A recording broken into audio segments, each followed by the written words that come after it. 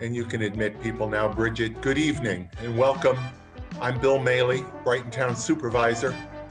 I'd like to welcome you to the February 9th, 2022 meeting of the Brighton Town Board. We continue to meet in Zoom per the order of the state of New York. We will begin the open forum portion of our meeting shortly. That's an opportunity for members of the public to share their comments with the town board. If you're watching us on YouTube or on our cable access channel, you'll have to log into Zoom in order to access and give comments during the open forum, or for that matter, during either one of the two public hearings that we have tonight.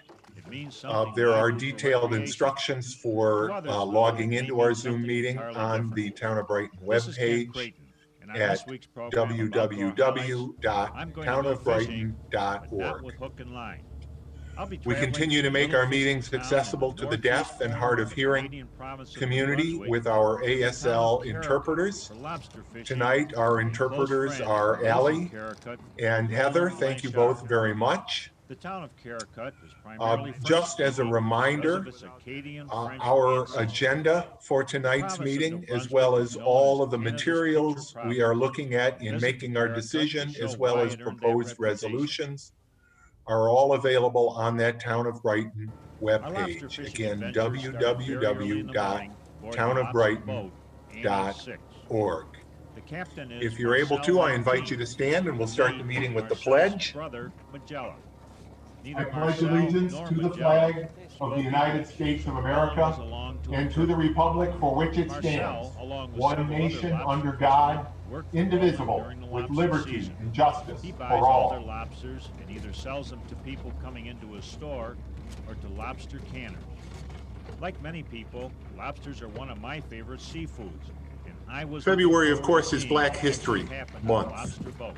Black History Month has its roots in Negro History Week, which was established by Dr. Carter Woodson, a noted Black historian, in 1926. He chose the second week of February for what then was known as Negro History Week, because the birthdays of Abraham Lincoln on February 12th and Frederick Douglass on February 14th fell during that second week of February. In 1976, the observance was officially changed to Black History Month, encompassing the entire month of February. This year, the theme of Black History Month is Black Health and Wellness, a theme that is especially appropriate, it seems to me, given what we know about the structural disparities in access and in availability of health care to many Black Americans, particularly during this time of pandemic. But it's also reflective of the many advances made by Black Americans in the areas of health care and wellness. But whatever the theme is, and each year Black History Month does have a theme, whatever that theme, Black history is American history, and one cannot know or understand the full breadth and depth of American history without an understanding of Black history, without the study of Black history. I'll now read our proclamation. Marcel's color was green. On a calm day, whereas, by highlighting the successes and struggles of African Americans and the role that African American individuals and groups have played on the national and world stage, African American History Month promotes a more truthful telling of our nation's story. Whereas, since its inception in 1976, African American History Month has become increasingly influential in educating our citizenry about the significant contributions that African Americans have made to the social, scientific, and cultural growth of the United States. Whereas the theme for 2022 for African American History Month is Black Health and Wellness, honoring African American medical scholars and healthcare providers, and acknowledging the benefits of informal networks and alternative healing in promoting healthful living. Whereas by discussing Black health and wellness, we see the myriad ways that African Americans have systematically been denied affordable, accessible, and regular health care, and the important role community clinics and other medical practitioners have played in supporting health and wellness in Black communities. Whereas the COVID pandemic has brought national attention to the great disparity in health outcomes for African Americans, we must use this spotlight to clarify the failures of our healthcare systems and make the changes necessary to proactively address the physical, emotional, and mental health needs of African Americans while promoting increased opportunities for African Americans in our medical institutions. Now therefore be it proclaimed that I, William W. Maley, Brighton Town Supervisor, on behalf of all the members of our Brighton Town Board, do hereby recognize February 2022 as African American History Month in the town of Brighton, and embrace the opportunity to shine a light on the multiple facets of Black history and wellness, knowing there is much to uncover, to learn, and correct when it comes to Black history. This proclamation is signed this 9th day of February, 2020. And we'll be displaying the proclamation in the lobby of Town Hall. I do want to discuss also at the start of the meeting a couple of separate matters involving Rochester Gas and Electric. First, a brief update on the presentation made at the last town board meeting by RG&E concerning plans for a significant gas main replacement project on Winton Road, scheduled to begin in April. Tomorrow night, RG&E will be holding a community information meeting at 7 p.m. on Zoom, where they will present plans and information concerning this project.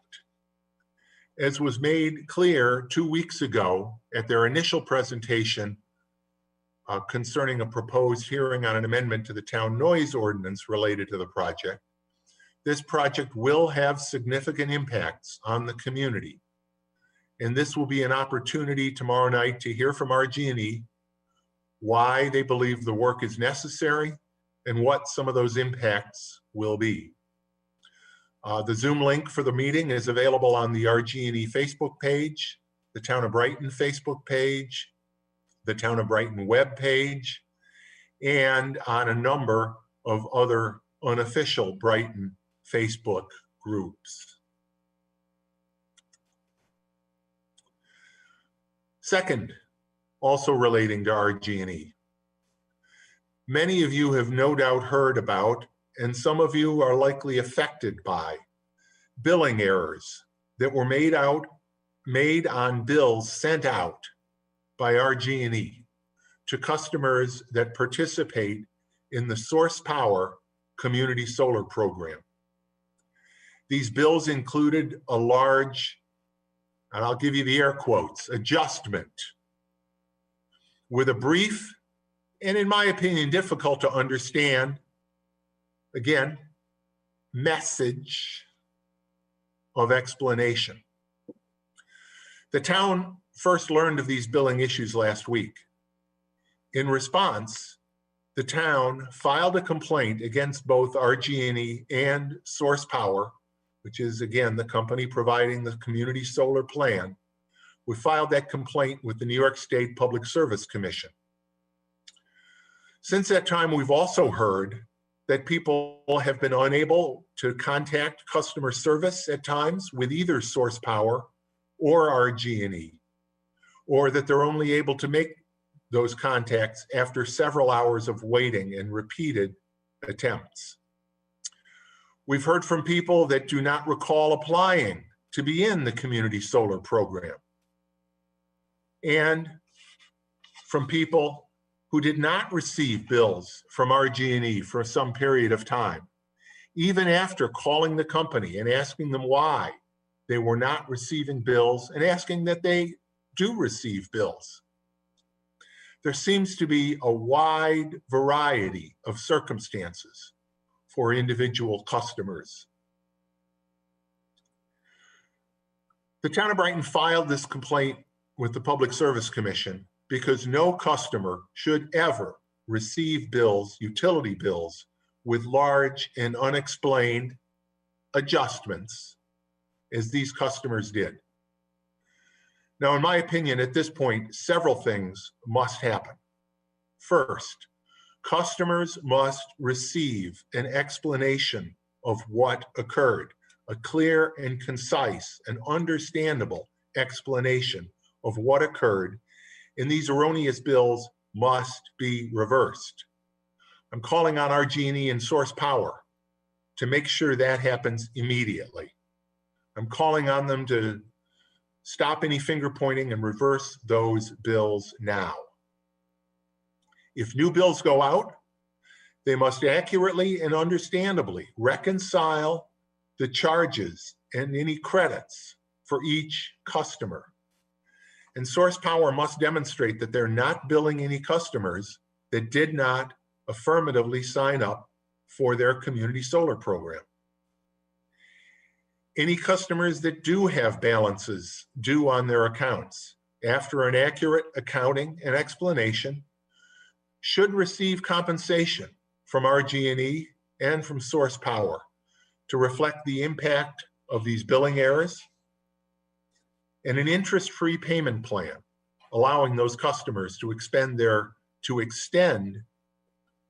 payments, any payments they may have due, over a full year at least, without any interest and without any collection activity. We've heard that some people have been advised that there may be collection activity. There cannot be, and I recognize that RG&E they were going to put a 60-day hold initially on these accounts. That was a start, but it's not enough. I know the situation is confusing and challenging for all of you that are affected. I do want to make sure that everyone understands that these serious billing errors relate only to the Source Power Community Solar program. The billing errors do not relate to the town's Community Choice Aggregation program, our CCA program. The CCA continues to work effectively, supplying renewable electricity to most residential customers in Brighton at a price of approximately 4.29 cents per kilowatt hour, and that price is fixed for the remainder of 2022. That price is far less than RG&E's current price on their floating rate retail plan for non-renewable electricity supply. I want to thank Sue Hughes Smith and everybody at Rocktricity who have provided customer service related to these customers getting credits. They're our customer service team for the Community Choice Aggregation. And even though these billing errors have nothing to do with Community Choice Aggregation, they've provided great customer service for people that have called them. Thank you, Rocktricity. They called Rocktricity again because they weren't able to reach Source Power. They weren't able to reach RG&E's own customer service lines. Thanks also to Bridget Monroe, the assistant to the supervisor. For the last week, Bridget really has done nothing, almost nothing, other than answering calls from residents that have been shocked, confused, worried, angry, and everywhere in between as they receive these bills with these large adjustments. Bridget's been able to give them comfort, answer their questions as best as we can with the information that we have available. And I'm greatly appreciative of that, and I know the folks that have talked to Bridget feel the same. I also want to thank Senator Jerry Cooney, Assemblymember Sarah Clark, who have both reached out and expressed their willingness to work with us to get these bills resolved.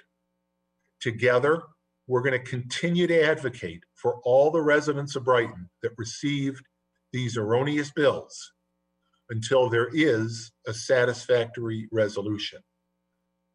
And as we do that, we're going to do our best to keep the community updated as we have new information, whenever we have new information to share about these issues. Okay, next we're going to move to the open forum. The open forum is an opportunity to address the town board, for members of the public to address the town board about matters whether or not they're on our agenda this evening. Now, if you are here for one of the two public hearings, the code amendments relating to the sale and use of cannabis and cannabis products, or the local law concerning real property tax law, section 466K, the volunteer tax exemption, I encourage you to hold your comments until we call those public hearings so your comments can be included in the official record of those public hearings. We may not respond to questions during the open forum, particularly if they relate to matters not before the board, but I assure you that we do listen. We take your input seriously. Again, if you'd like to address the board during the open forum, you must join this meeting on Zoom if you're not already doing so. If you'd like to speak, please use the raised hand function in Zoom. Each speaker will have up to 3 minutes to address the board, and I will advise you when you have 30 seconds left. Please address your comments to the board, not to other speakers. Please do not use the open forum to make personal attacks. Our goal here tonight and during the open forum that we hold at every meeting is to give you the opportunity to share your thoughts with the town board and for us to be able to listen thoughtfully to your input. With that, Bridget, I will ask you to admit the first speaker to the open forum.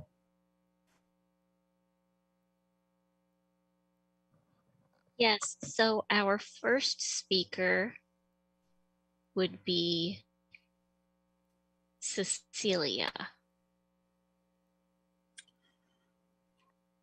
Cecilia, welcome. Please state your name and address for the record and go ahead with your remarks, please. My name is Cecilia Lester and I live in the Homemakers neighborhood. Good evening. I attend our town board meetings frequently, urging transparency from town leadership and out of concern for all of our residents. At each meeting, we are reassured that this board believes in transparency and wishes to keep an open mind. Recently, following a Freedom of Information request, emails between Supervisor Maley and Senior Planned Parenthood Western New York Deborah McDell Hernandez were obtained that demonstrate that the board's claim of transparency is false.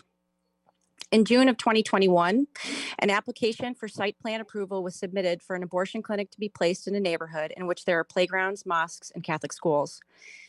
Nothing in the documents publicly available at the time showed that it was an abortion clinic. Brave had to do a lot of investigative work to discover that secret, but this board knew all along.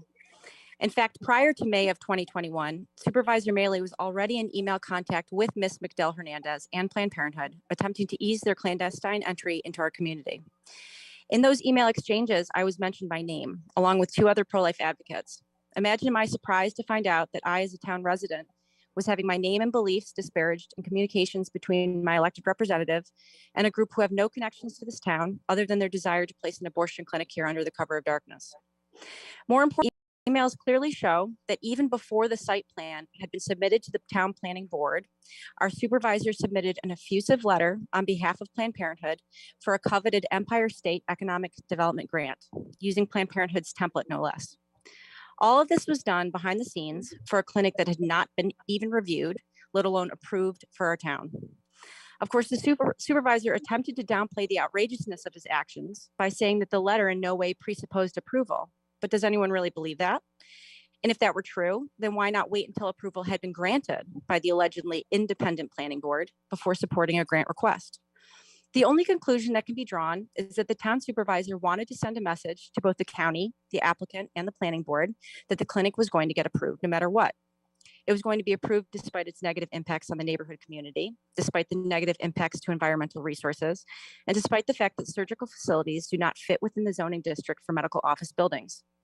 The supervisor's conduct is an affront to every citizen of this town, to the town planning board members, and to every business in this town that might ever have benefited from the grant program.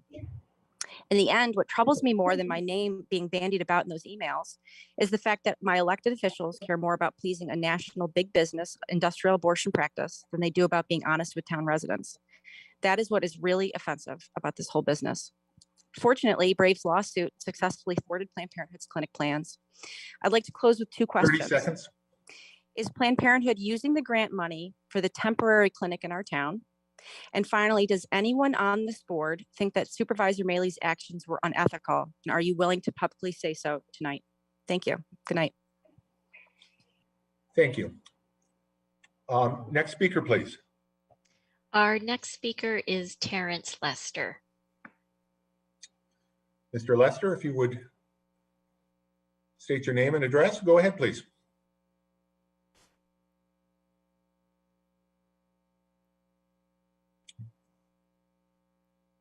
Mr. Lester?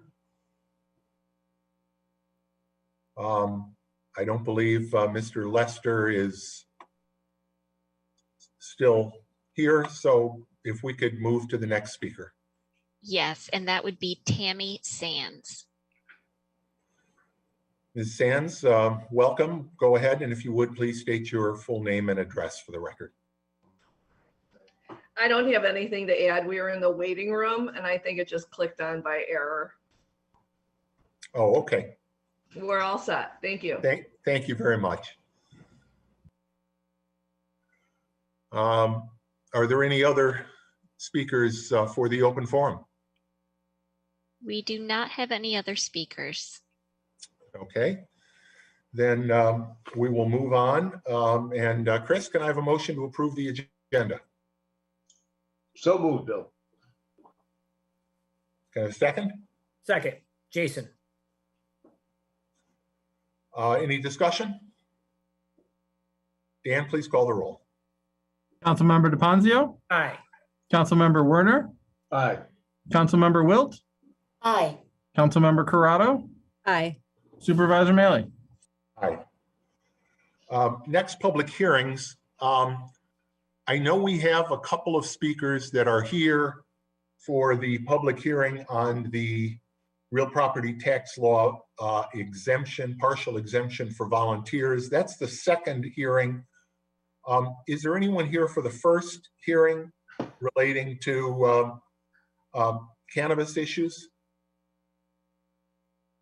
Then I'm going to use my discretion and take these 2 matters, reverse the order, and we'll start with the public hearing concerning the proposed real property tax law section 466K volunteer exemption.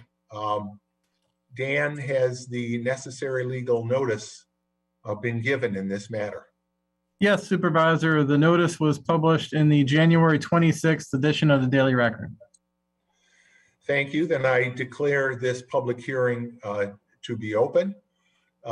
This is a public hearing that authorizes local municipalities to recognize the work done by volunteers in the firefighting and ambulance EMS areas. Those that meet certain specific conditions will be entitled to an exemption. Ken, is there anything you would like to add? Nope, I think that says it pretty much all. I don't know if Paula wanted to elaborate at all, or if there was anything further in terms of details that the town board members are looking for. I believe that the impact on the budget is going to be immaterial, and while there'll be these allowances on the taxes, again, the impact on the town would be very, very minimal. And I'll just echo that and say that the tax exemption, which is authorized by state real property tax law, which local governments, as you said, Supervisor, are allowed to put in place on the local level, are modest. And those exemptions are done at the individual local government level. So what we're looking at tonight is an exemption that would be available to volunteer firefighters and volunteer ambulance workers who are certified by their agencies to have worked the requisite number of years to qualify for those exemptions. And it would not apply to anything other than the town and county tax, or the county actually, I understand, has already taken action. Yes, they have. To put that exemption in at the county basis, county level. I understand that the school district is also considering putting in the exemption at the school level. I believe that the fire district itself has already taken on, the Brighton Fire District has already taken on the exemption and adopted it at their meeting as well. So we are taking the action that we can tonight as it would affect the town taxes only. And although it's not clear to me that there are any Brighton residents serving as volunteers in the Henrietta Fire Department that would qualify. I believe that the Henrietta Fire District has also taken the necessary action. I do want to make sure this that the public hearing that I did open it, the public hearing is okay. Good. Then let's start with anyone that's here to address the matter. I know that Dennis Jeffries would like to address the board on this. Dennis, the floor is yours. Supervisor and board, thank you very much. Thank you for having us and taking up this matter. It was a very quick turnaround. We're very appreciative of Senator Broke and Assemblymember Lunsford, who sponsored it, the state, and Governor Hochul, who signed it. With it going into effect in December and the March 1st deadline, it was a very tight turnaround. So we do appreciate you being so reactive and listening to this. It has been a very momentum-filled week for us. The town of Pittsford adapted it last week. The Brighton Fire District adapted it last week. Last night was the Pittsford Central School District, the Penfield Central School District, and the County of Monroe. So it's been a very fun week for us. And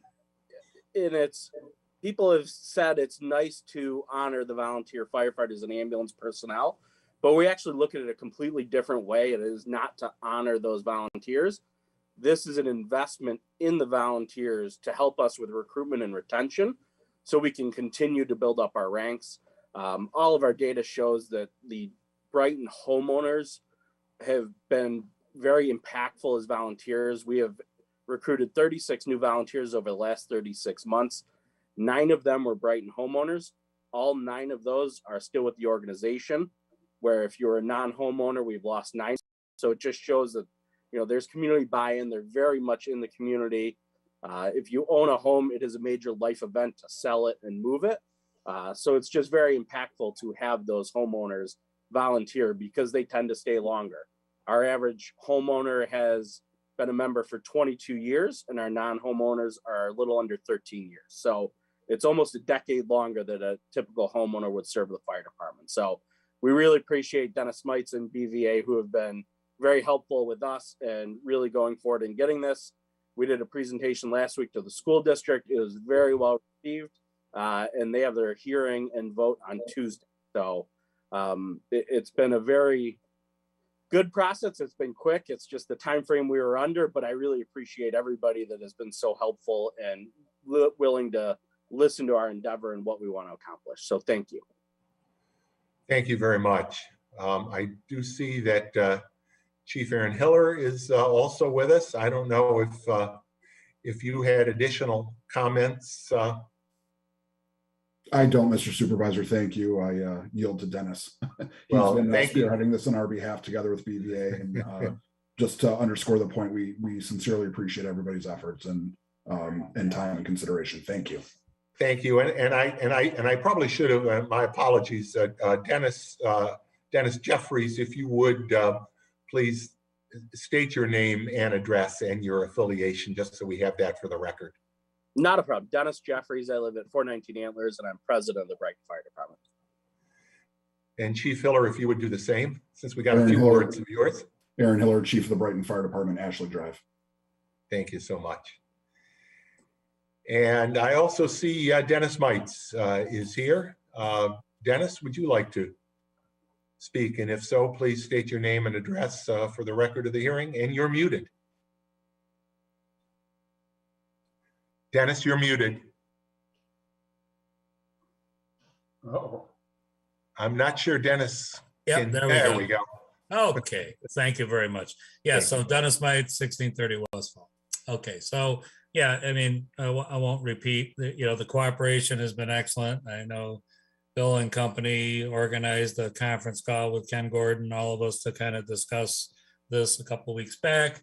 So everything's been jumped on, the public hearings to get them all scheduled. It's a great effort, and everybody at BVA appreciates it. It's, as you all know, volunteerism is tough, not only because of COVID, but just the amount of pressure on people working two jobs. And, our situation is such that BVA, where people don't respond from home, they have to actually sign up for shifts, which are anywhere from 4 to 8 to 10 hours. So it makes it a little bit even more difficult, to gain volunteers that are willing to put in that kind of commitment and training, et cetera. So this is another way to thank people, as well as Dennis said, to help us recruit new people. And, it also shows, I think, that our community is behind us, by, putting up some remuneration back to help return the effort. So we genuinely appreciate everybody's effort. Thank you.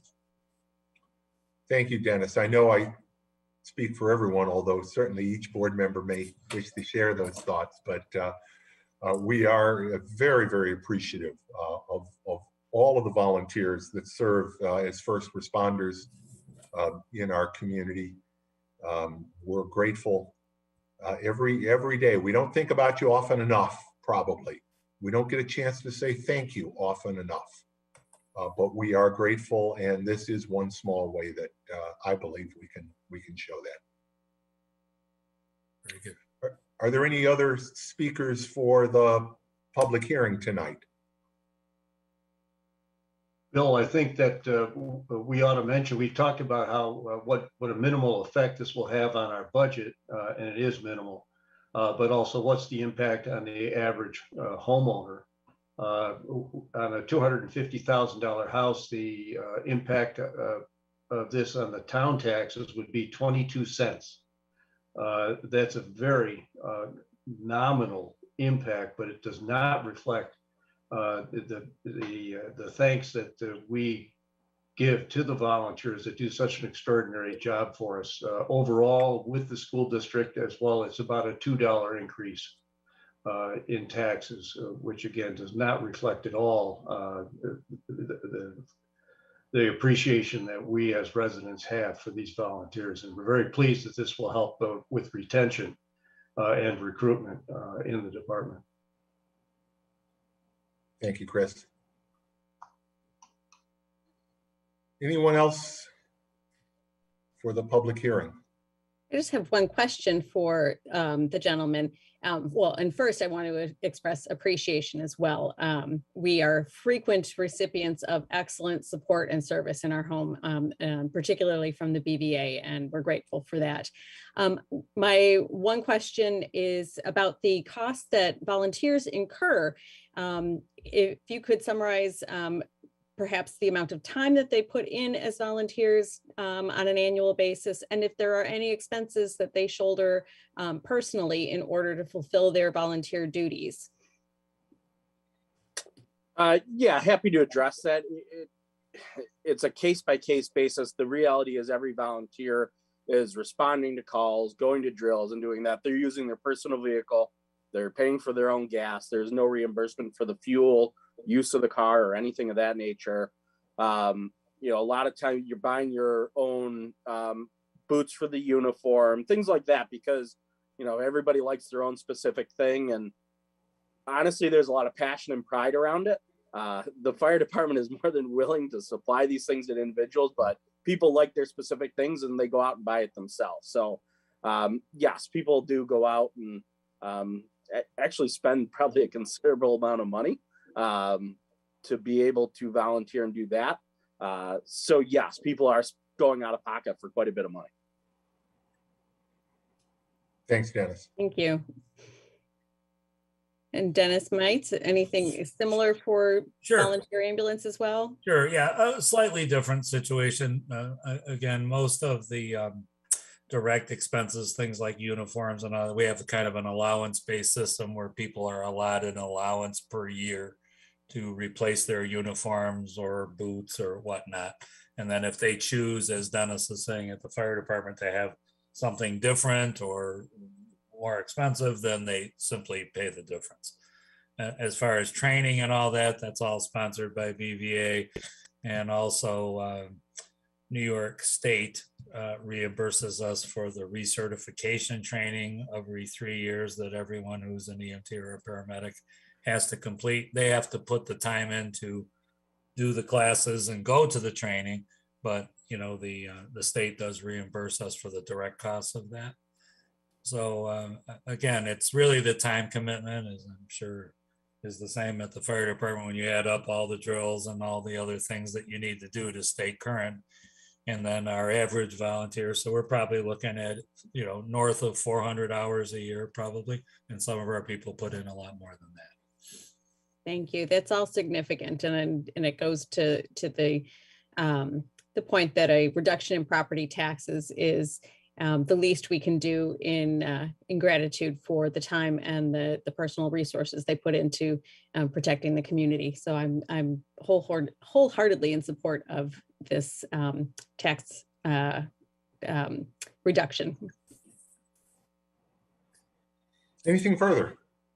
Yeah, I did just want to add, as the daughter of a Pittsburgh volunteer ambulance, longtime Pittsburgh volunteer ambulance volunteer, that, you know, there are a lot of intangibles here, and it's just, it warms my heart to see volunteers recognized in this way. And again, I just wholeheartedly support. Thank you. And Bill, if I could just add, for clarification, we've talked a little bit about that this is a modest exemption. Councilmember Werner tried to quantify it in some respects. Let's just put it out there. What this exemption actually is it is a exemption of 10% of the property's assessed value taken off the assessed value for computation of town taxes. That's exactly what this exemption would do for those qualified volunteer members of the Brighton Fire Department, the Henrietta Fire District, and the Brighton Volunteer Ambulance, who live in the town of Brighton and who own a home, I should say, in the town of Brighton. And who have served for 2 years in that role. Anything further? Yes, Bill, I'd just like to join my colleagues in expressing gratitude toward the Brighton Fire Department and toward Brighton Volunteer Ambulance for the services that they provide to this community, and to help them with their recruitment and retention efforts by offering a tax exemption. I'm in full support. Thank you, Jason. Anyone else? Hearing none, then I declare this public hearing closed, and I'll ask you, Jason, if you would make a motion in this matter. Yes, Bill, with respect to adopting a local law concerning real property tax law, section 466-K, volunteer exemption, I move we adopt the resolution as prepared by the attorney to the town, or by the town attorney. Second.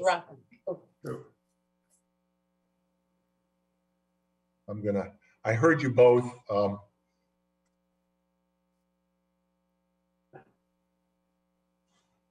Okay. You both seconded it. Any further discussion? Then Dan, please call the roll on the motion to adopt this local law. Councilmember DePonzio, Aye. Councilmember Werner, Aye. Councilmember Wilt, Aye. Councilmember Corrado, Aye. Supervisor Mealy. Aye. And again, thank you, Dennis, and Chief Hiller. Thank you, and please share with all the men and women in your respective teams our appreciation, our respect, and our thanks for all the work they do as volunteers. And you know, an awful lot of them do more than just volunteer in these agencies. These are people in so many cases that are active in other community organizations, and they set a great example for all of us. Okay, next we have a proposed local law concerning code amendments relating to the sale and use of cannabis products. Dan, has the necessary legal notice been given in this matter? Yes, Supervisor. This notice was also published in the January 26th edition of the Daily Record. Thank you. Legal notice having been given, I declare the public hearing to be open. Ken, maybe you can, this really covers two separate but related areas. Thank you. Yes, it does, Supervisor. So there are two portions or two parts to this proposed local law. Part one deals with where the smoking of cannabis may occur. And as you know, currently under town law, we have local law, the town code. We have prohibited the smoking of cigarettes, cigars, and pipes of all sorts of tobacco products and vaping on town property and in town parks. This would extend that prohibition to the smoking of cannabis products in town parks and on town property. So treating cannabis the same as we treat tobacco and tobacco products and vapes. The second part of this proposed local law deals with where cannabis establishments will be allowed in the town of Brighton. As you know, under state law, cannabis establishments, which would consist of either on-site consumption of cannabis or retail sale of cannabis, are going to be, those types of establishments are now going to be allowed under state law.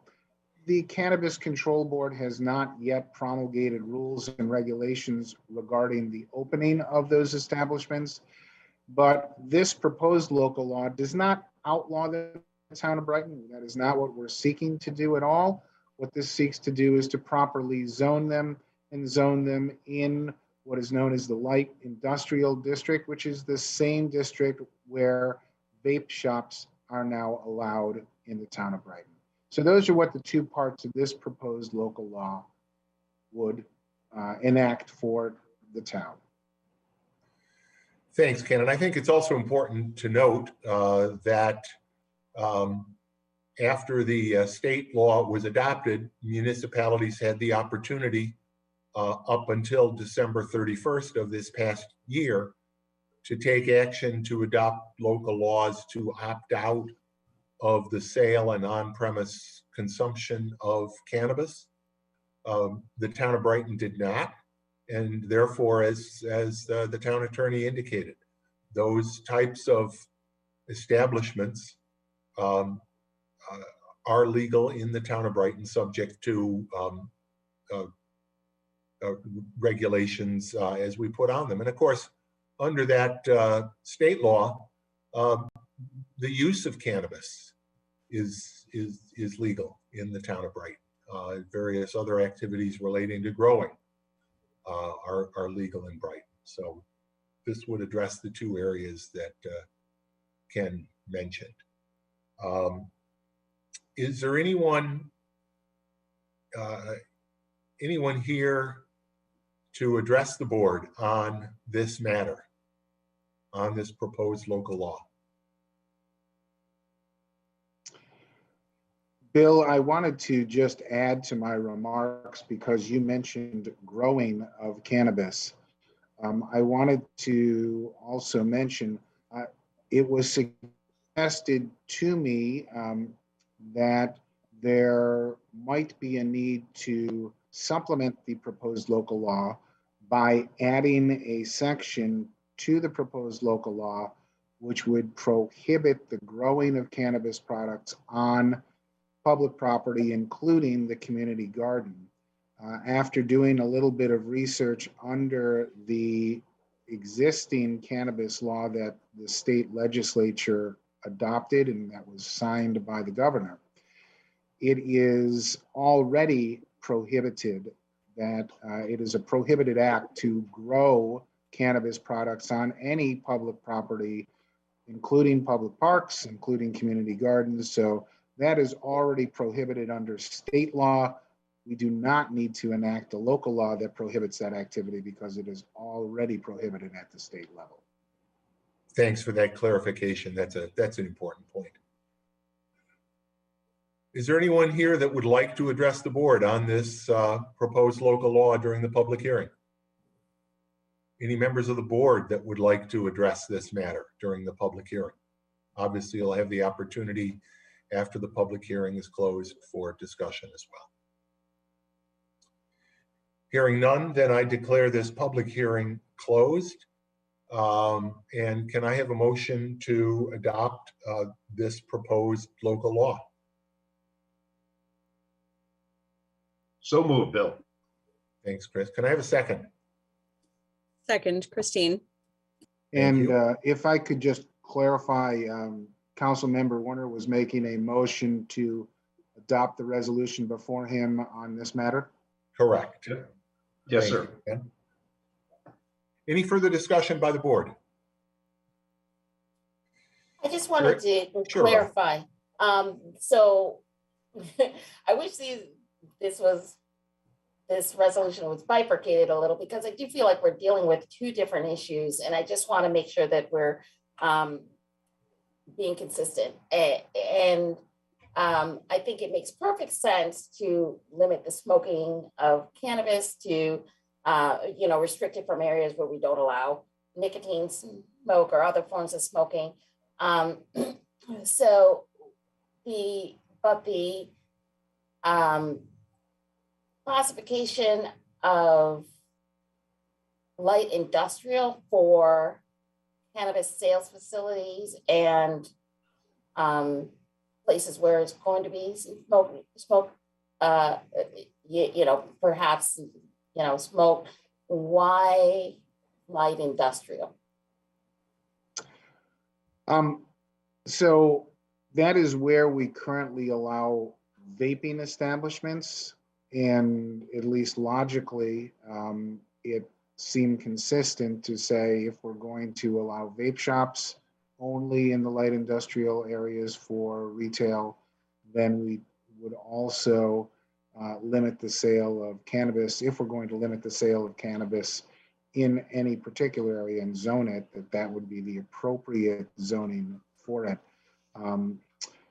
I believe this was taken up in committee and discussed there, and that's what came out of that discussion.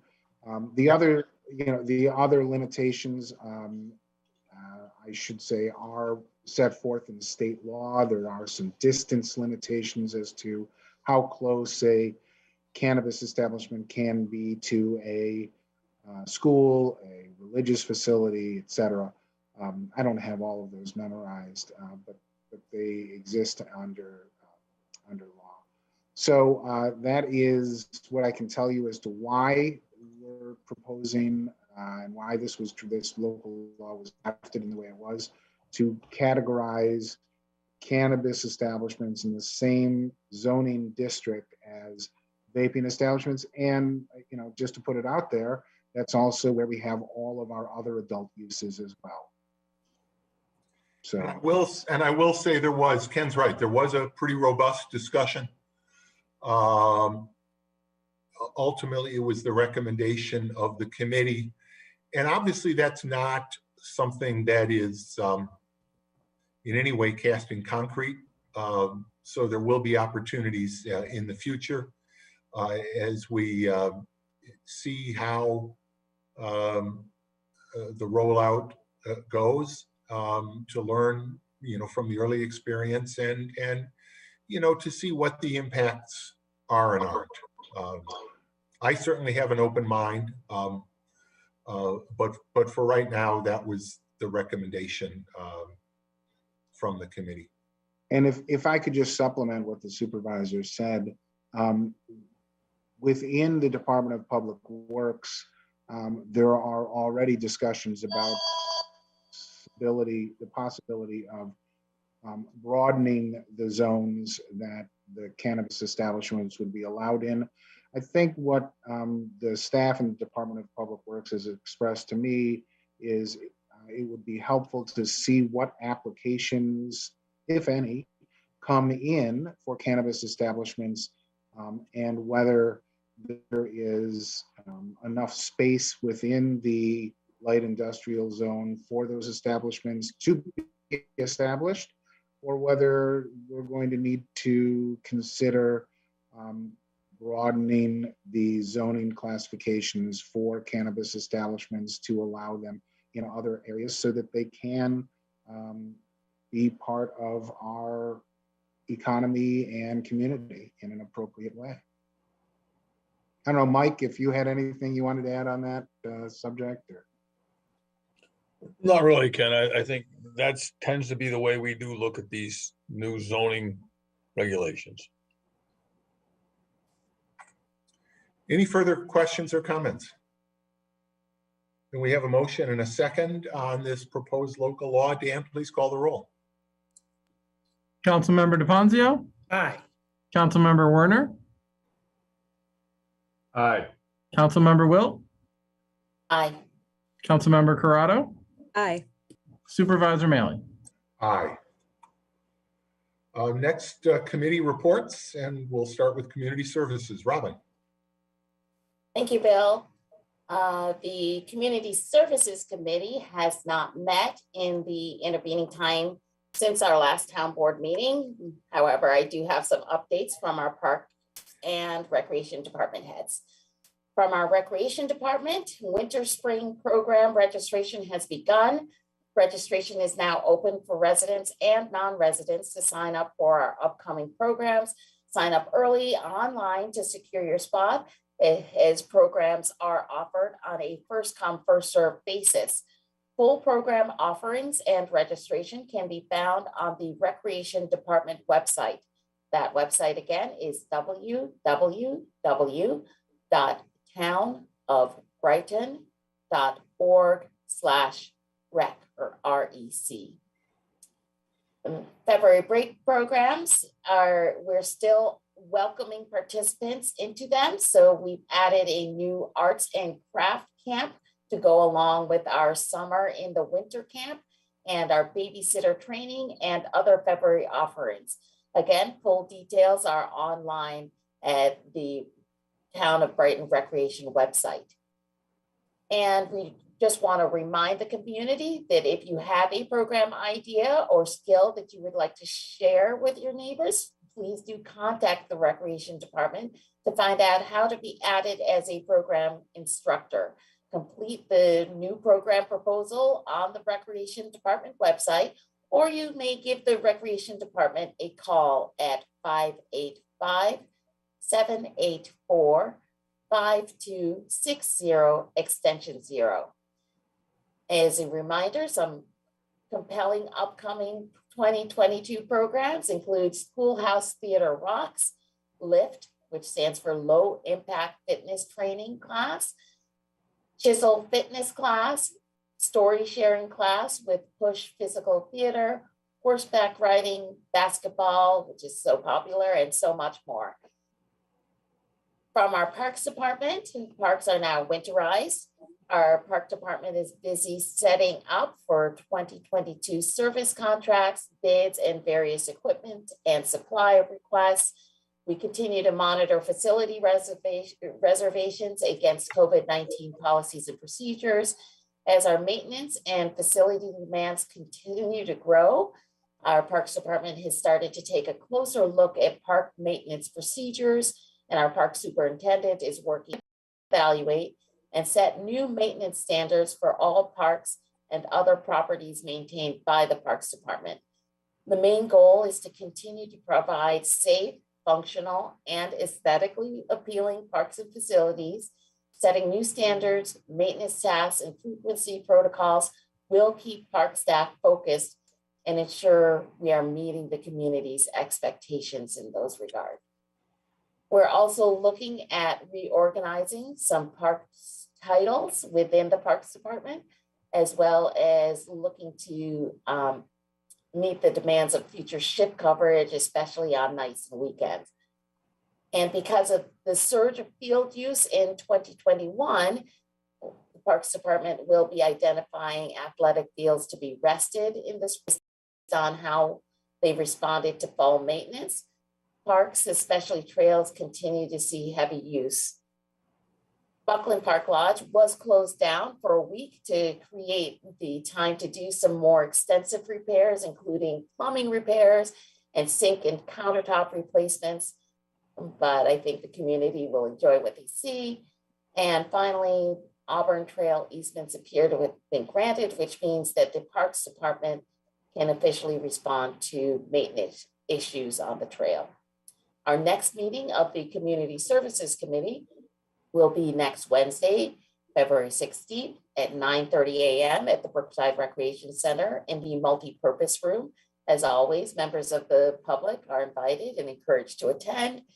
We will be masking and social distancing. So if you do have an interest in attending, we ask that you contact our Recreation Department at 585-784-5260, extension 0, just to let us know you'll be joining us so that we can safely accommodate everyone.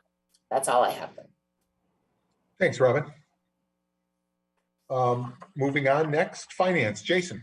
Yes, Bill, the Finance and Administrative Services Committee met last Tuesday, February 1st. Each of the items that were discussed in committee appear on tonight's agenda and will be discussed and voted on and presented in further detail. There were some additional items that we did discuss in committee.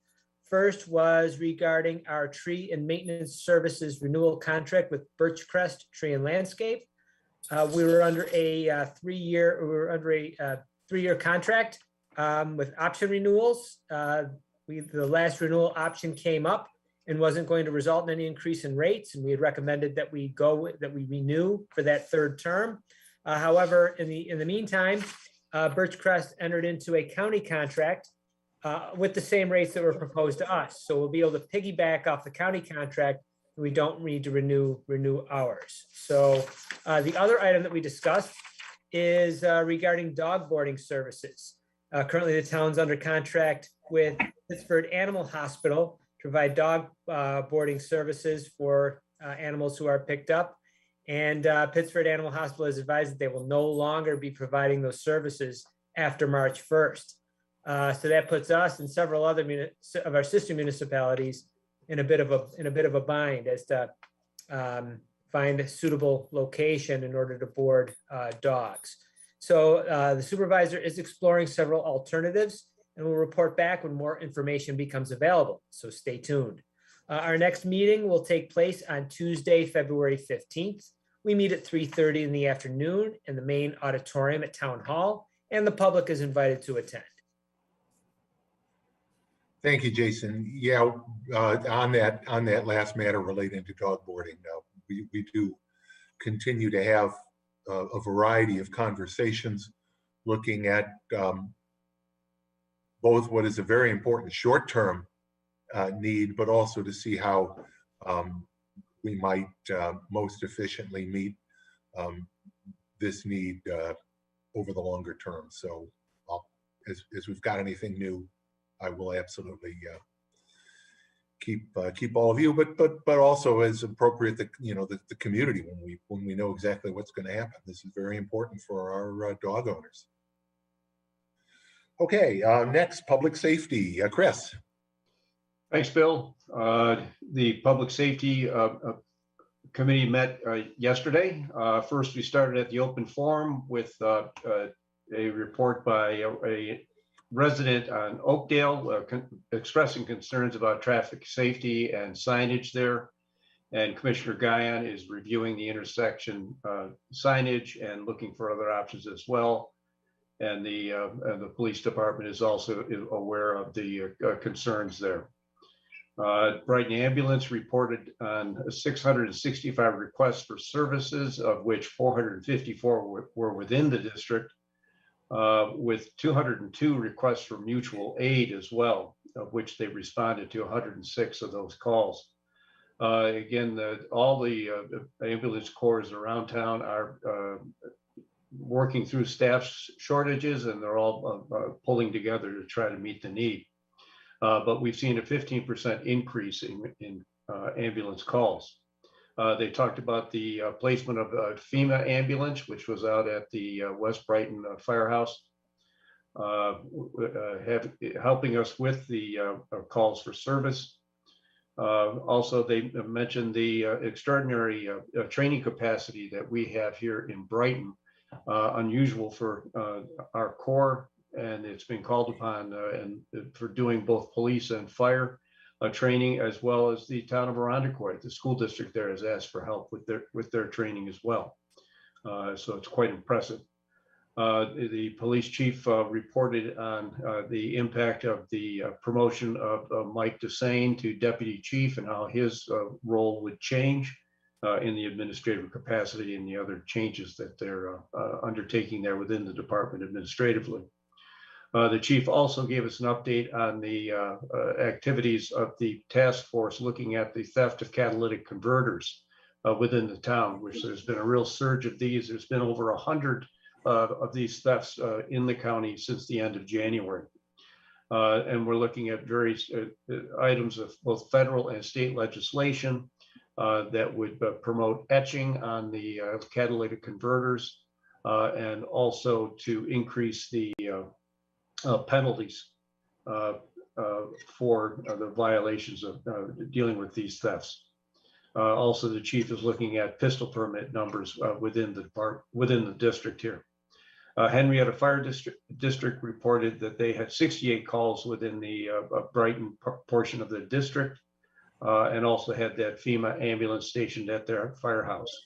They also responded to a crash with an entrapment on East River Road at 390. The RG&E folks came in and gave us an update on their efforts for community outreach regarding the upcoming gas main replacement project on Winton Road. There is a community meeting tomorrow evening at 7 p.m. It's a Zoom meeting, a virtual meeting. The link can be found on the town website. And there was also some discussion about the mailings they've done, alerting folks to the existence of this upcoming project. And it appears that that mailing only went out to the night work area, which is down by the high school, and not the broader area. So they're working on expanding their notification to the community. The next meeting will be on March 8th at 0800 hours. The second Tuesday of the month. Thank you, Chris. Public Works, Christine. Public Works met last week on February 1st. We discussed the farmers market progress. I've heard from folks in the community that they're wondering what's going on Westfall Road, and a lot is going on. It's just not as visible to the passerby. But Insight Architecture has presented 3 massing concepts for the expansion of the Winters Farmers Market. The option A shows a high profile of the building facing Westfall Road, which is not as optimal. Option B presented the lower face of the building to fit Westfall Road, and option C is a hybrid of the two, high and low facades. Option B, without pictures, it's hard to make clear, but option B is the one that is most amenable. It configures best with the space. It gives generous windows on the south side of the building, which will support some passive heating and lighting in that space. And it creates a real nice sense of space, public space on the market site. The concepts were presented to the Architectural Review Board for review and comment, and the ARB also prefers option B. It reduces the visual impact on Westfall Road and welcomes the public into the interior of the project space. Insight Architecture will be developing design and construction documents for the Winter Market addition based on that concept. So stay tuned for more. We also heard about the implementation of the road condition survey that's been in the works for a while with the town. Town staff have developed a sophisticated condition inventory for town-owned roadways based on the Cornell Asset Management Program, Roads and Streets, and the acronym you may hear bandied about going down the road, is CAMP RS. So CAMP RS Pavement Management System assesses the condition of the roadway along with several other criteria to develop a pavement condition index. And that index is used to develop a pavement treatment program that will reduce the cost of maintaining the roadway system while still providing an acceptable pavement condition throughout the town. And this, in essence, what it does is shift us from a relatively strict 10-year cycle of maintenance and starts to and hone in on the areas that need attention more often versus the areas of the roadways that endure a little longer. Mike, do you want to add anything more to that description? No, I think the idea, I'll add a little bit, Christine. The idea of the pavement management system is to provide a more of a scientific way to select the roads we want to treat and develop a pavement management program that we can better manage our budgets. It's pretty straightforward, pretty it is a little technical, but I think it'll be welcome. Yeah, from the looks of it, it should be a welcome improvement to the whole process, taking a lot of the guesswork out of it, I would imagine. We also discussed the clean heating and cooling campaign in Brighton. The Sustainability Oversight Committee has requested that the town board prepare a letter supporting the Heat Smart campaign. And the Heat Smart campaign educates, encourages, and incentivizes home and building owners to transition from gas and oil heating systems to cleaner, greener, high-efficiency electric heat pump systems. And a representative from the Heat Smart campaign will be meeting with the SOC to discuss the campaign and the anticipated town involvement. And Robin, as liaison to the SOC, do you have anything you want to add to that? Yeah, sure. I will just add that this community campaign has been presented in the town of Penfield as well. And so this is an opportunity for Brighton to kind of dovetail off of those efforts and develop a campaign that is pre-canned, a little bit less effort for the town. So hoping that we can do what Penfield has already done. Great, thank you. The Public Works Committee also addressed tree matters. 3 trees were presented to the Public Works Committee. One at, let's see, an 18-inch Norway maple at 21 Westland, a 44-inch silver maple at 31 Walden Place, and a 36-inch white ash at 60 Helen Road. The trees were reviewed by the Tree Council, who concur with their removal. And for the 60 Helen Road location, the town will seek another location for a replacement tree to the west of the tree that will be removed. Additionally, the tree at 21 Westland will be replaced as well.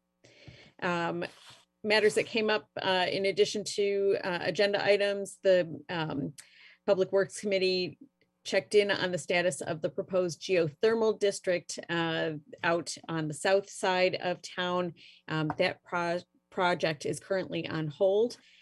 We also touched on the RG&E gas main replacement project and the impact on the South Winton Road corridor. Clearly, this is a matter of great interest town-wide and across all the committees. And I'll reiterate, there will be an information session presented by RG&E to the community in an online public forum held tomorrow night at 7 p.m. And in addition to the link on the town website, you can also find it deeply buried on the RG&E website. If you go to rge.com, scroll to the way bottom of the page, and in mouse print, you can find this phrase reliable service under our company. And if you click on that, all the information that you might want in advance of that public forum is on the page that's linked there. That was all we covered. The next meeting is Tuesday, March 1st at 9 a.m. in the auditorium. If I'm assuming we'll still be following smart COVID safety practices. So if you intend to attend, please give Town Hall a call at 784-5252. If you have anything that you would like to see on the agenda, you're welcome to contact any of the committee members or staff and have that added. And that is all. Thank you, Christine. We'll move on to new business. Jason, start with reading and approval of claims, please. Yes, Bill, yesterday I reviewed claims totaling $450,888.82. Notable claims include to Daniel Amon, receiver of taxes, the amount of $6,344.11, representing payment for 2022 special district taxes on town-owned properties. Also to American Rock Salt Company, the amount of $82,606.82, representing the purchase of road salt via state and county contract pricing. Also to CDW-G Computer Center in the amount of $23,417.89, representing purchase of computers, VM support, and other computer software. Also to Civics Plus Inc. in the amount of $13,220.93, representing payment for the annual town website hosting per board approved contract.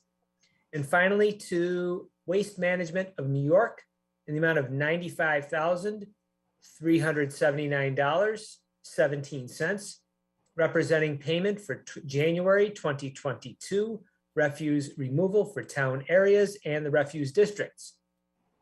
The claims all appear to be in order, and I move that they be approved. Second, Robin. Thank you. Any discussion on those claims? Hearing none, Dan, please call the roll. Councilmember DePonzio, Aye. Councilmember Werner, Aye. Councilmember Wilt, Aye.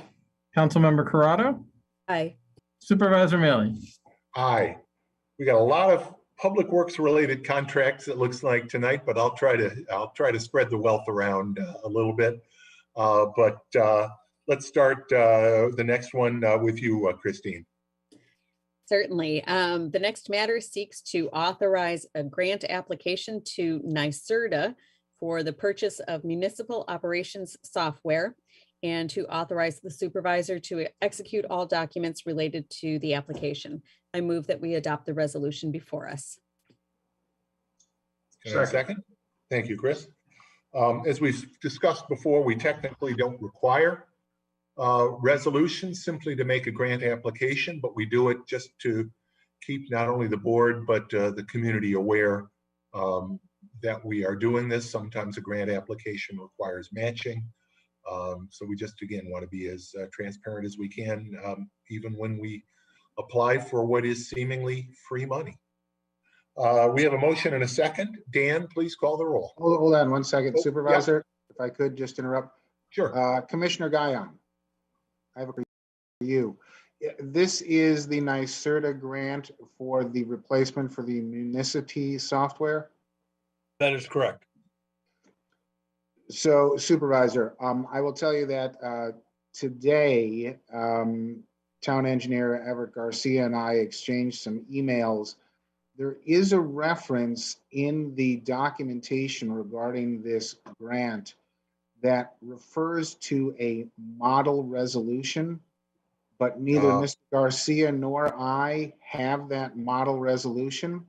So I would suggest that we go ahead and pass this resolution tonight, but please know that I might come back to you in 2 weeks with another version of a resolution if there is a model resolution, in fact, that they want that would read differently than what we passed tonight. Well, Ken, is there any way we can reference, take action on on this resolution or on such other and additional language as may be approved by the attorney? I'm just trying to save it from coming back twice. I understand that. I'm trying to not slow down the process, which is why I'm going to suggest we take the action tonight. All right. It may have just been, it was not attached. Both Mr. Garcia and I looked for it, and it was not attached. So maybe it's just a reference to a model resolution that doesn't really exist. That is possible. And what we pass tonight will be sufficient for the grant application. I think if it's not, if they do have a real model resolution that they wish us to put before the board, I think the board has to see that and the board would have to authorize that. And the timeline for grant application is such that it's on a reviewing it again it's on a first come, first serve basis. So the sooner we get our grant application in, the more likely it is that we're gonna get the money we need to buy replacement software. Okay. Right, Mike? Yeah, it's first come, first served basis, but everybody else has this, probably having the same issues we are. It's the same application that everybody else has seen. Yeah, I don't think anybody else has the model resolution either. Right. So. Right. Well, maybe one of you can follow up with NYSERDA. Everett is doing that. I'm Perfect. quite sure. I guess I'd like to extend kudos to Everett too for finding this grant. We hadn't anticipated even having this grant money, so kudos to Everett for finding the grant. It's I think it'd be quite helpful if we can get it. Absolutely. Okay, thanks for that clarification. We do have a motion and a second. Any further discussion? Hearing none, Dan, please call the roll. Councilmember DePonzio. Aye. Councilmember Werner. Aye. Councilmember Wilt. Aye. Councilmember Corrado. Aye. Supervisor Mailing. Aye. Robin, if you'd handle the next one. Certainly, the next matter seeks to authorize a supervisor to renew a contract with Waste Management for dumpster and recycling services for calendar year 2022. I move that we adopt the resolution as prepared by the town attorney. Second, Jason. Thank you. Now this, we have a couple of waste management relationships. This one relates to various town facilities and parks and does involve a 5% rate increase for, yep. There was the ability to increase it 5%, but Waste Management passed on that, and they're going to maintain the rates from last year. Great. All right, thank you. So we have a motion and a second. Any further discussion on that? Hearing none, Dan, please call the roll. Councilmember DePonzio. Aye. Councilmember Werner. Aye. Councilmember Wilt. Aye. Councilmember Corrado. Aye. Supervisor Mailing. Aye. Christine. Yes, the next matter seeks to authorize the supervisor to renew a contract with Cannabis Electric Corporation for street lighting maintenance for calendar year 2022. I move that we adopt the resolution as prepared by the town attorney. Second. Thank you. Mike, anything you want to say about this one? Yeah, just real quick, it's the first renewal of 3 that'll be available. There's no rate increase. It's the identical rates as the past years. So we'll be keeping our rates the same with, which is a very good opportunity in light of what we're seeing in the construction industry as far as rates. Yes, it is. Sounds good. We have a motion and a second. Further discussion, anyone? Hearing none. Dan, please call the roll. Councilmember DePonzio, Aye. Councilmember Werner, Aye. Councilmember Wilt, Aye. Councilmember Corrado, Aye. Supervisor Mailey. Aye. Chris? Bill, I believe the next one is to authorize the supervisor to renew a contract with Mayor Paint and Hardware for hardware and miscellaneous supplies for calendar year 2022. I move that we adopt the resolution before us. Second, Robin. And Chris, I knew you were our resident tool and hardware guy, so. Well, thanks, Bill. Again, we've had an ongoing relationship with Mayor Paint and Hardware, under which we do get some pricing advantages. And a good Brighton business. Or excuse me. No, they're in the city. No, they're across the line. Excuse me. I was They're thinking of a different in what hardware used store. to be Brighton, what used to be the village of Brighton. Yeah. Thanks for Any saving further that. discussion? No, nothing further. Dan, please call the roll.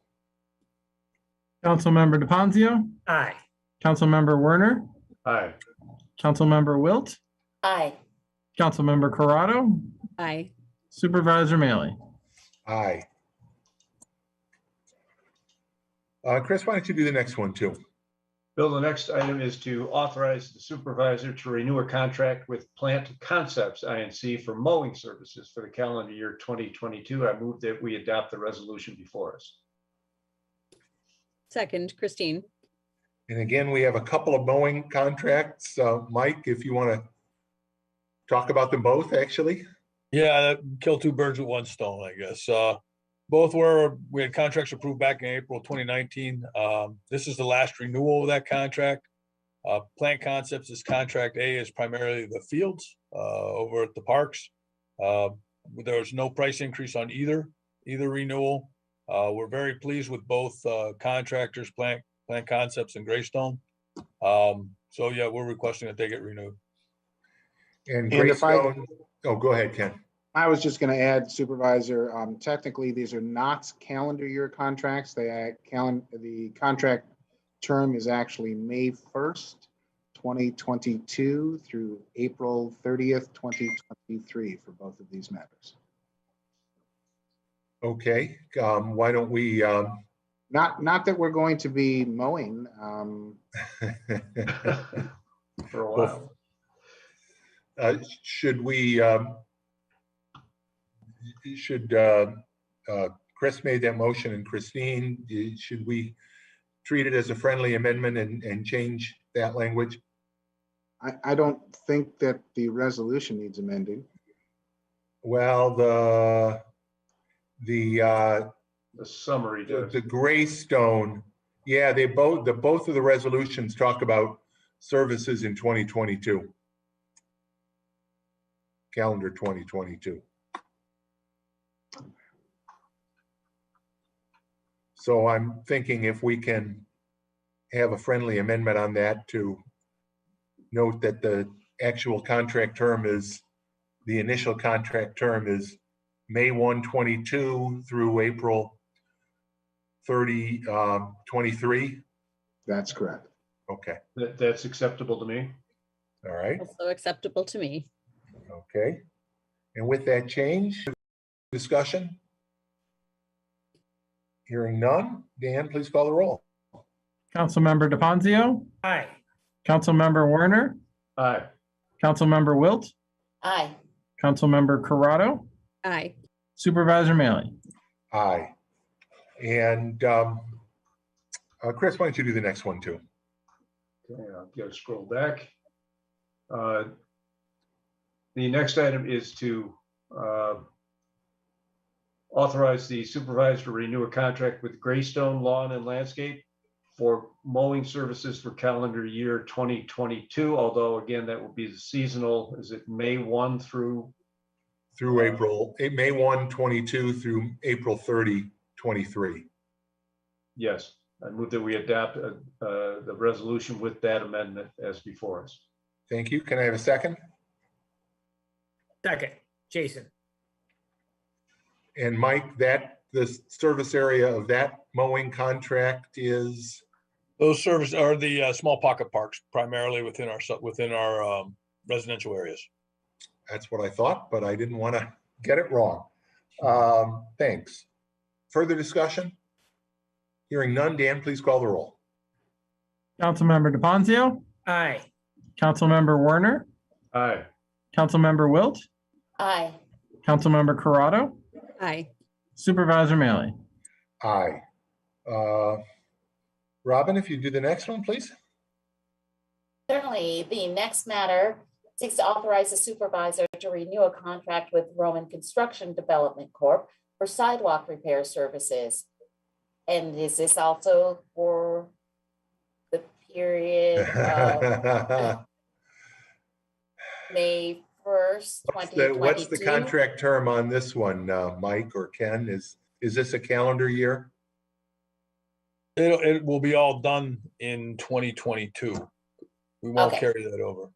Okay, so I'll restart that. The next matter does seek to authorize the supervisor to renew a contract with Roman Construction Development Corp. For sidewalk repair services for calendar year 2022. I move that we adopt the resolution as prepared by the town attorney. Second.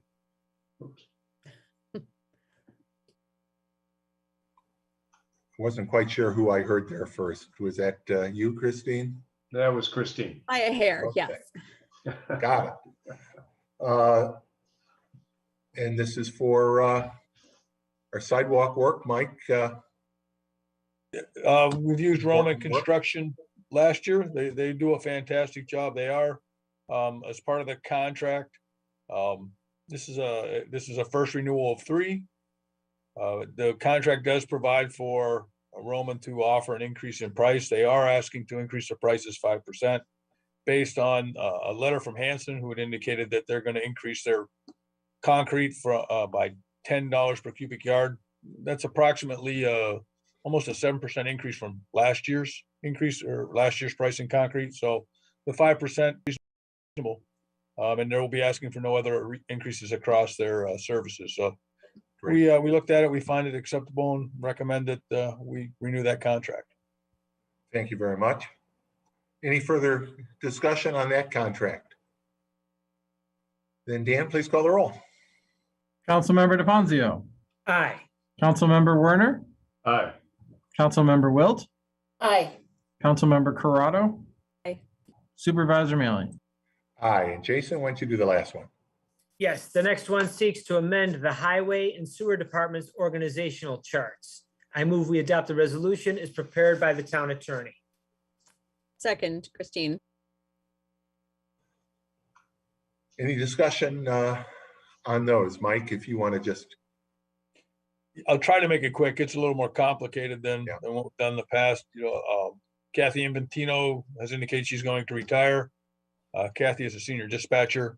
Kathy does a great job. A lot of responsibility, takes care of a lot of duties. You can see in the letter we included a list of what she does.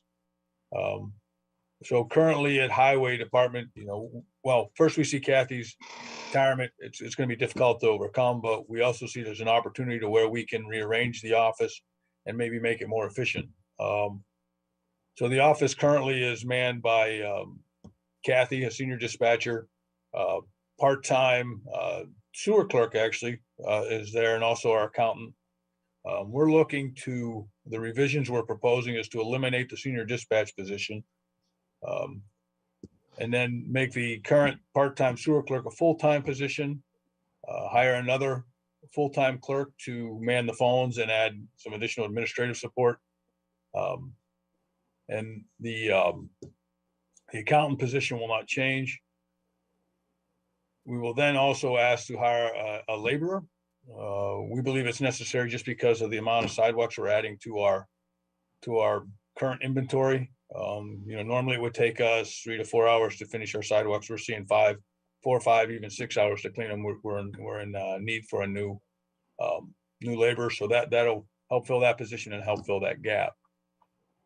So we're looking basically to amend the highway administration organizational chart and amend the sewer organizational chart to go from a part-time sewer clerk to a full-time sewer clerk. Highway organizational clerk would be amended as we proposed in the letter. Thanks for that, Mike. Any further discussion? Hearing none, Dan, please call the roll. Councilmember DePonzio. Aye. Councilmember Werner. Aye. Councilmember Wilt. Aye. Councilmember Corrado. Aye. Supervisor Mealy. Aye. One last matter of the supervisor, really to follow up on what Mike just said. We thanked our volunteer first responders tonight and very appreciative of them. But I also want to make sure we thank our highway workers. The men and women in the highway department have worked very hard for the last month. We've had two very significant snowstorms, the one that went on for, I guess, 40 hours straight, the weather office said last week, and then of course the one earlier in January on Martin Luther King Day. They worked very hard, and I'm grateful to them. I had the opportunity to talk with one of the reporters on Channel 8 Friday night. We had said they wanted to talk to one of our people. We had sent them home at that point. They had gotten precious little sleep over the last 2 days, so we wanted to make sure they did, because they were back out on the streets over the weekend. And and that segues, Mike, you specifically talked about the sidewalks, and I do want to talk just a little bit about the sidewalks, because doing the sidewalks is very different from doing the streets in a lot of ways. It's tougher. So when Mike talks about 4 or 5 or 6 hours to do the sidewalks, believe me, that doesn't mean we get all the sidewalks after a storm like that done in 4 or 5 hours. Anything but. Maybe the most obvious difference is that we don't salt sidewalks. The salt really helps get the roads cleared down to the pavement very quickly. You can't salt sidewalks. You would kill the grass or other vegetation alongside the sidewalks, and you would, of course, not only cause additional salt runoff, which we're trying to avoid, but you would also accelerate deterioration of the concrete. So we don't salt sidewalks. It's tougher to plow sidewalks for a whole bunch of reasons. You can't put the blade right down to the pavement the way you really do. If you listen to the plow go by, you can hear it scraping on the pavement. It's very different for sidewalks. One, because every 3 feet there's another joint, and each slab is at a slightly different kilter. So if you hit a spot where there's a little bit of a gap, one slab is higher than the next, and you hit that thing with your blade, the impact on the machine and also the driver is really significant. But two, if you got the blade down that low, it's already a challenge to do that work. You can't see the sidewalk. I know it's troubling in the spring. The snow melts and people see that sometimes their lawns have been plowed up a little bit. Please remember, those folks operating those sidewalk snow plows often can't see the actual pavement. But that's one of the reasons. Another reason it's important that they can't put the plow right down to the surface. They'd be digging up the grass and other vegetation even more. Finally, when you watch the plows go down the street, they have a 35-mile-an-hour maybe speed limit on the street. Sometimes they can't go quite that fast, but 30, 35 miles an hour. And they do. We have over 100 miles of streets that they're plowing, but we have almost as many, if not more, miles of sidewalks, because a lot of them are on two sides of the street. Believe me, They're not going 30, 35 miles an hour down all those miles and miles of sidewalk. They go much slower, particularly as was the case in this past storm, when you get a lot of heavy snow. They need to get the blower attachment out, and that goes even more slowly. So while we're long since done with plowing the streets after that last snow, our sidewalk plows are still out. They were out today. They take multiple passes down a given sidewalk. We get messages, and I appreciate the people calling in. We might hear that the sidewalk plow hasn't been out. Most of the time, the sidewalk plow has been out, but to really get that sidewalk really clear takes multiple passes. And so we do exactly that. That's why they're still out. The 49 degrees that we had today does make it a little easier, does help melt that. But I thought it was important just to describe a little bit of detail of the process, what we can and what we can't do with the sidewalk snow plowing. One more reason to say kudos for the work that all of our highway people do during the winter. This is the time, one of the many times really, but I know this is a time of year they're very proud of, and they should be. They do a great job. And thank you to each and every one of them, whatever piece of a very complicated snow and ice control process you're working on. Thank you all very much. I have nothing further. Matters of the town attorney. Briefly, Bill, yes. So as probably all of you know, Governor Hochul lifted the indoor mask mandate for businesses, and that may be a signal that she is not going to be extending the virtual meeting emergency order, which is currently in effect, but terminates next week on February 15th. Right now, we are meeting virtually as authorized by the laws of 2022, Chapter 1 of the laws of 2022, and the Executive Order 11.2, which extended the emergency through February 15th. If the emergency is not further extended, our next town board meeting will be live and in person. I don't know what's going to happen. I'm keeping my eye on the governor's office emergency orders every day. And I will certainly notify the supervisor and all of you as soon as I learn something. And I would just ask the public to keep your eye on our town website for information as to how you can attend the next town board meeting, whether it be in person or virtually here on Zoom. Thanks, Ken. Thanks, I appreciate that. And I do want to mention that while the mask mandate for other businesses is going to be expiring for the moment, we are going to continue with our current masking policies here in Town Hall. We really appreciate everybody has been very good about wearing a mask when they come into the facility.